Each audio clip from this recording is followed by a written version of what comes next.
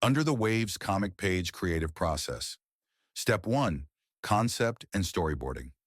The first step in creating a comic page is brainstorming the concept and storyboarding. This is where I figure out the general flow of the scene, what's happening in each panel, and how the characters will move through the space. It's all about laying the groundwork for the storytelling.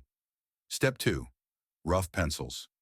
Next, I move on to the rough pencils.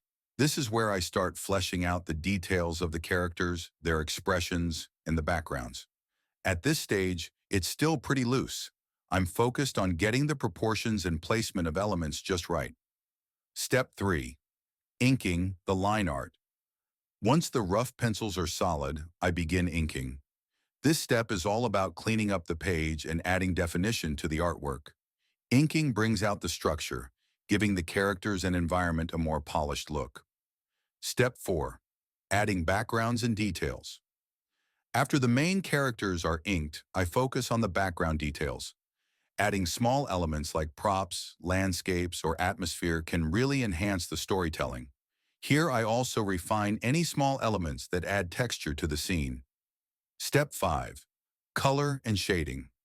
Now it's time to bring the page to life with color. This is one of my favorite parts. I choose a color palette that suits the mood of the story, and I make sure to use shading and highlights to give the scene more depth. Colors can really set the tone and emotions of the scene.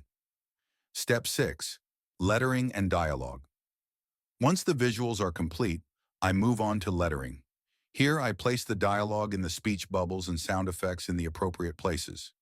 This step is crucial because clear lettering ensures that the story is easy to read and follow. Step 7. Final edits and tweaks. The last step is doing a final review of the page.